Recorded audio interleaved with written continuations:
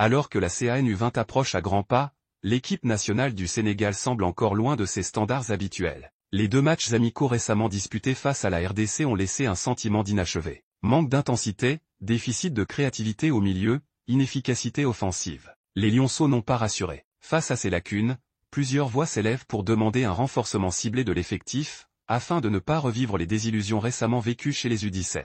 Le spectre des U17, une erreur à ne pas répéter. L'élimination du Sénégal en quart de finale de la CAN U17 face à la Côte d'Ivoire a marqué les esprits. Au-delà du score, c'est le contenu et la méthode qui ont suscité les critiques, une sélection jugée partiellement influencée, selon certaines sources, par des pressions internes. Le sélectionneur des U20, Serigne Saliou Dia, est donc attendu au tournant. Son rôle sera déterminant, faire des choix justes, cohérents et purement sportifs, pour composer une équipe compétitive sur tous les plans. Renforcer le milieu, la piste Pape Daouda Diong formée au FC Metz. Pape Daouda Diong a rejoint Strasbourg cette saison, où il a toutefois peu joué, mais son potentiel est intact. Doté d'une belle qualité de passe et d'une intelligence de jeu rare pour son âge, le jeune milieu de terrain est vu comme un profil capable d'épauler ou de compléter Dorival Diatta, récemment intégré au groupe U20 en provenance de Lyon. Ce duo pourrait offrir au Sénégal un axe central solide, créatif et équilibré, à l'image du rôle qu'avait tenu Lamine Camara lors de la CAN U20 précédente. L'attaque en chantier, Faye, Diandi, Diémé pour changer la donne?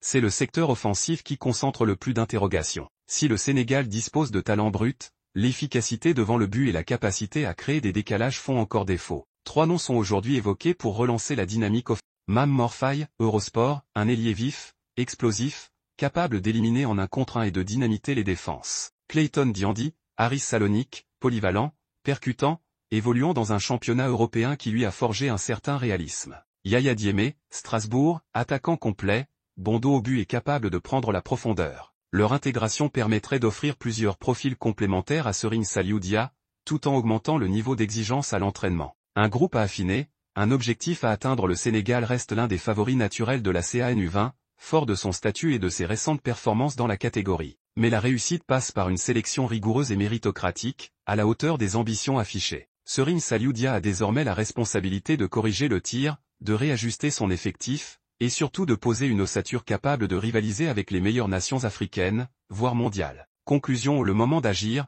Sans complaisance, la préparation d'une compétition comme la CAN U20 ne tolère pas l'improvisation. Le Sénégal a le talent. Il doit maintenant faire les bons choix. Pas pour plaire, mais pour performer. En appelant les bons renforts, en choisissant sur des bases sportives claires et en s'appuyant sur une animation cohérente, les Lionceaux ont tout pour retrouver la flamme et la solidité qui font la réputation du football sénégalais sur le